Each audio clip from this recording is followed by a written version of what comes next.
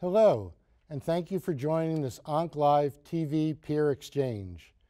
This program will feature expert panel discussions highlighting updates related to the treatment of metastatic renal cell carcinoma. My name is Dr. Robert Figlin, and I am the Steven Spielberg Family Chair in Hematology Oncology, Professor of Medicine and Biomedical Sciences, Director for the Division of Hematology Oncology, and Deputy Director of the Samuel Ocean Comprehensive Cancer Institute at Cedars-Sinai Medical Center. I'm joined today by Dr. Saby George, an Assistant Professor of Oncology at Roswell Park Cancer Institute in Buffalo, New York, and Dr. Sumanta Kumar Pal, an Assistant Professor of Genitourinary Malignancies and Co-Director of the Kidney Cancer Program for the Department of Medical Oncology and Experimental Therapeutics at City of Hope Comprehensive Cancer Center. 7 agents have been approved over the last several years for the treatment of patients with metastatic renal cell carcinoma, or mRCC. Current guidelines for treatment are vague and recommend sequential treatment using single agents. Therefore, treatment planning involves a long-term view that considers not only quality of life, but balancing symptom management while limiting toxicity and avoiding unnecessary drug interruptions or dose reductions. Today we'll talk about refining our approach to treatment of metastatic RCC so we can better achieve these goals. Thank you again for joining us today. Let's get started. So let's start our conversation talking about refining approaches to the first-line treatment of metastatic RCC. So Dr. Paul, let's first focus on some surgical approaches and the approaches immediately after surgery. What's the benefit of cytoreductive nephrectomy in those patients who present with metastatic disease and you consider the use of targeted agents? It's a question that I think was very easy to address in the immunotherapy era. In that particular context, we had randomized trials to guide us. This is with respect to interferon and interleukin-2. It's a bit more challenging in the context of targeted therapies because we're not necessarily guided by randomized trials. Having said that, there are several retrospective experiences now that I think really push us in the direction of using cytoreductive nephrectomy when possible. The International mRCC Database Consortium, led by Danny Hang and Tony Choueiri, I think has come up with some compelling retrospective evidence suggesting the benefit of the procedure. And about 2 years ago at ASCO, we actually reported some retrospective SEER data suggesting that if you juxtapose the benefit of cytoreductive nephrectomy in the immunotherapy era against that in the targeted therapy era, there still seems to be a persistent benefit associated with the procedure. So can I take from that that in your practice, most patients who present with metastatic disease receive a cytoreductive nephrectomy? Absolutely.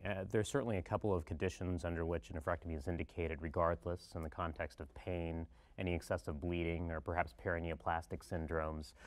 But even in the absence of those unique scenarios, I very frequently recommend cytoreductive nephrectomy. And when you and your multidisciplinary team talk about approaching patients surgically, talk to me about the approach that requires a radical nephrectomy versus an approach that requires nephron-sparing surgery. What are the goals and what are your thoughts and how do you present that to the patient? It's a great question and it's a very nuanced decision. I would suggest that in the setting of localized disease, we actually have randomized trial data that we can use to counsel patients with. In the context of cytoreductive nephrectomy, it's a bit more of a black box, and I suggest that patient safety is perhaps of the utmost. If at all possible, I would prefer to do a nephron-sparing surgery if we feel that we can still debulk the majority of tumor using that strategy. Of course, there are scenarios, and we see this frequently in the context of metastatic disease, where a partial nephrectomy just isn't feasible. And in those conditions, I think that a radical nephrectomy is totally acceptable. So let me push you a little bit and ask, who are the patients and what is the clinical condition other than comorbid disease and performance status that you think a cytoreductive nephrectomy in the presence of metastatic disease should not be done? For example, does tumor volume predict and help you decide, well, maybe I should treat first and operate second? Sure. Unfortunately, it's hard to be very data-driven under these circumstances. I would suggest that there are unique circumstances outside of those that you've outlined, for instance, brain metastases, that might steer me towards immediate use of targeted therapy. Another condition that I might suggest would steer me in that direction, for instance, is the presence of any underlying cardiovascular disease. You've alluded to comorbidities that may potentially increase surgical risk.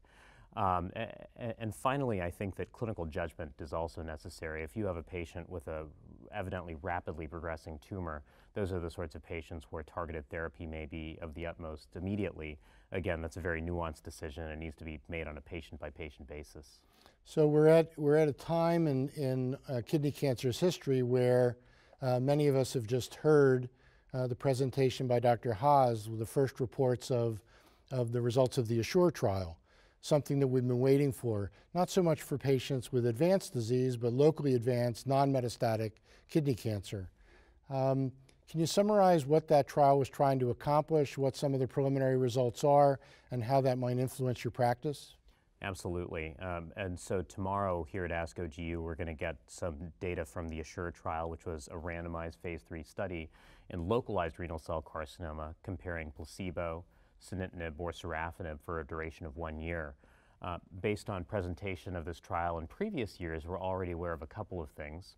One is that dose reduction was warranted in the context of this study. Patients in the adjuvant setting weren't able to tolerate the same doses of drug, for instance, that they are in the setting of metastatic disease. Another facet of the trial that's emerged, I think 2 years ago at ASCO now, is a cardiac safety study from the ASSURE trial that really seemed to suggest that there weren't any indices of cardiac function that declined substantially with use of a TKI in the adjuvant setting. But of course, the most important result coming out of ASSURE is the clinical outcome from the study. And what we see is that, unfortunately, it didn't have any impact on disease-free survival. Median disease-free survival in each one of the cohorts, be it placebo, sunitinib, or sorafenib, was around 5.5 years. As such, I don't think that right now therapy in the adjuvant setting can be considered a standard. I would say that there are a couple of things that we still need to learn from the ASSURE trial. The first is whether or not there might have been any benefit in subsets broken down by risk group. ASSURE did enroll a fairly heterogeneous population of patients, so you and I both enrolled patients on this study that had pathologic T1b disease, but also folks with large, bulky T4 lesions, and certainly the benefit may be distinct in those categories of agents, as we've learned from previous adjuvant trials.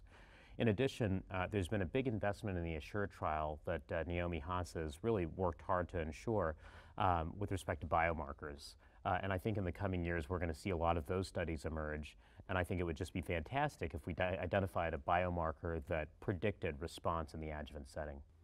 Dr. George, some thoughts about the surgical approach to patients with either high-risk resected disease or patients that present with metastatic disease? Right. So I have a couple of points to add to that. What Monty had mentioned. So in patients who have a higher volume of disease outside the kidney, meaning they have a relatively small volume disease in the kidney, I don't approach them with the intent of cytoreductive nephrectomy because you may be removing only a very small fraction of the disease. And second thing is if, consideration regarding partial versus radical, so the morbidity of the surgery will determine how long will they take to recover from the surgery and ultimately get to a point where they can get started with the TKIs. So in the postoperative phase, there are complications like wound dehiscence and perforations and things like that, which could complicate the use of TKIs if we are using a surgical approach which is more morbidity related to that. So those are my basic thought process behind advising. So let's turn.